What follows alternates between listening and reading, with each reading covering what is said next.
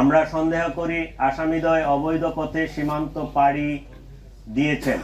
এই ঘটনার সাথে বিভিন্নভাবে জড়িত থাকার কথা স্বীকার করে গ্রেপ্তারকৃতদের মধ্যে 6 জন স্বীকারোক্তিমূলক জবানবন্দি প্রদান করেছেন এবং 4 জন সাক্ষী তারাও 164 ধারায় সাক্ষ্য প্রদান করেছেন। চিকিৎসাধীন অবস্থায় 18 ডিসেম্বর তিনি শাহাদাত বরণ করেন। ইন্না লিল্লাহি ওয়া ইন্না ইলাইহি রাজিউন। আমরা তার বিদেহী আত্মার মাগফিরাত কামনা করি, আল্লাহ তাকে জান্নাত নসিব করুক এবং তার পরিবারকে এই শোক সইবার মতো শক্তি ও সামর্থ্য দিক। এই ঘটনার প্রেক্ষিতে রাজধানীতে পল্টন থানায় একটি নিয়মিত মামলা রুজু হয়, যা পরবর্তীতে হত্যা মামলায় রূপ নেয়।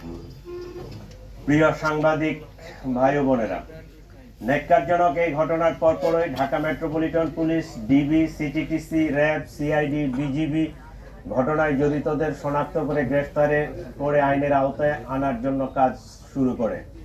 ঘটনাস্থলে উপস্থিত ব্যক্তিদের দেওয়া তথ্য, সিসিটিভি ফুটেজ বিশ্লেষণ, ওপেন সোর্স ইন্টেলিজেন্স এবং তথ্য প্রযুক্তির সহায়তায় ঘটনার দিনই শুটার ফয়সাল করিম মাসুদ ওরফে দাউদ ওরফে রাহুল এবং তার সহায়তাকারী মোটরসাইকেল চালক মোহাম্মদ আলমগীর শেখকে শনাক্ত করা হয়। তাৎক্ষণিক তাদের গ্রেফতারের জন্য আইন শৃঙ্খলা বাহিনীর একাধিক টিম সাভার, হেমায়েতপুর, আগারগাঁও, নরসিংদীতে অভিযান পরিচালনা করে। ধারাবাহিক অভিযানের অংশ হিসেবে ডিএমপির একটি টিম ময়মনসিংহের হালুয়াঘাটের সীমান্তবর্তী এলাকা পর্যন্ত অভিযান পরিচালনা করে। প্রিয় সাংবাদিক বৃন্দ, আপনারা জানেন এই ঘটনার সাথে জড়িতদের আইনের আওতায় নিয়ে আসার জন্য আমরা যথাসাধ্য চেষ্টা করছি। ইতিমধ্যে সংশ্লিষ্ট মামলাটি নিবিড় তদন্তের জন্য ঢাকা মহানগর গোয়েন্দা পুলিশের নিকট হস্তান্তর করা হয়েছে। তদন্তকালীন এই যাবৎ এই ঘটনা সংগঠনে পরিকল্পনায় অংশগ্রহণ, ঘটনায় ব্যবহৃত অস্ত্রগুলি লুকানোর সাথে জড়িত, ঘটনার মূল 2 হোতাকে পলায়নে সহায়তাকারী সহ মোট 11 জনকে আমরা গ্রেফতার করতে সক্ষম হয়েছি।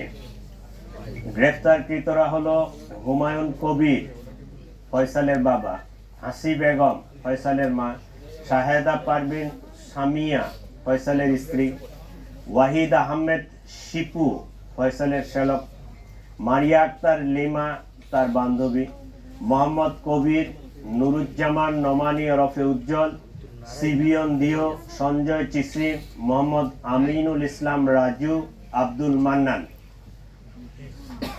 11 জনকে আমরা গ্রেফতার করেছি। এই ঘটনায় জব্দকৃত উল্লেখযোগ্য আলামত সমূহ হত্যাকাণ্ডে ব্যবহৃত 2টি বিদেশি পিস্তল, 52 রাউন্ড গুলি, ম্যাগজিন, ছোরা; হত্যাকাণ্ডে ব্যবহৃত মোটরসাইকেল ও ভুয়া নম্বর প্লেট, যে নম্বর প্লেটটি অপারেশনের সময় লাগানো ছিল; ঘটনার সময় ওসমান হাদিকে বহনকারী অটোরিকশা; ঘটনাস্থল থেকে হত্যাকাণ্ডে ব্যবহৃত গুলির খোসা, ভিডিও চিত্র, সিসিটিভি ফুটেজ ও অন্যান্য আলামত; প্রায় 53টি অ্যাকাউন্টের বিপরীতে 218 কোটি টাকার স্বাক্ষরিত চেক। প্রিয় সাংবাদিক বৃন্দ, তদন্তে প্রাপ্ত তথ্য, বিভিন্ন গোয়েন্দা সংস্থার প্রতিবেদন, গ্রেপ্তারকৃতদের দেওয়া জবানবন্দি পর্যালোচনা করলে দেখা যায় ফয়সাল ও আলমগীর ঘটনার পরপরই ঢাকা হতে সিএনজি করে আমিন বাজারে যায়।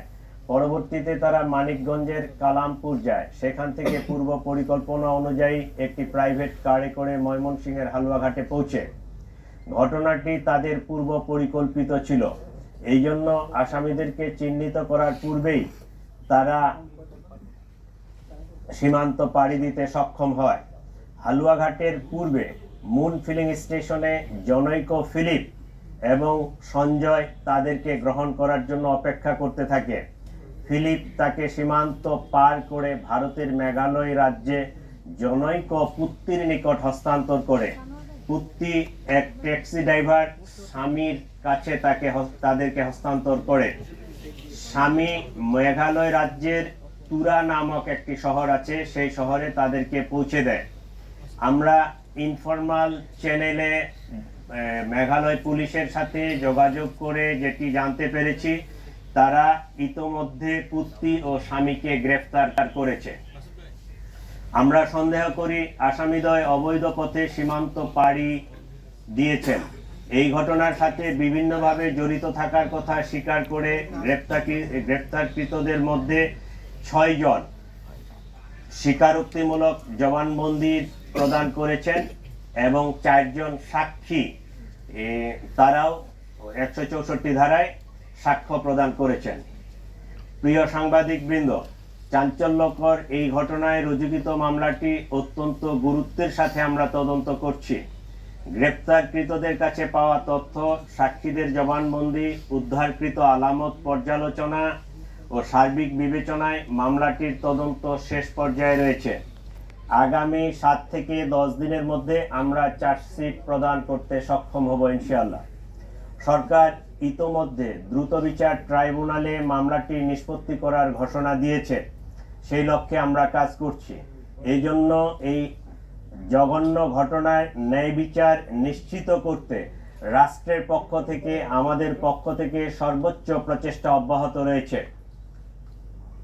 আপনাদের সবাইকে আমি আন্তরিক ধন্যবাদ এবং নববর্ষের শুভেচ্ছা জানাচ্ছি।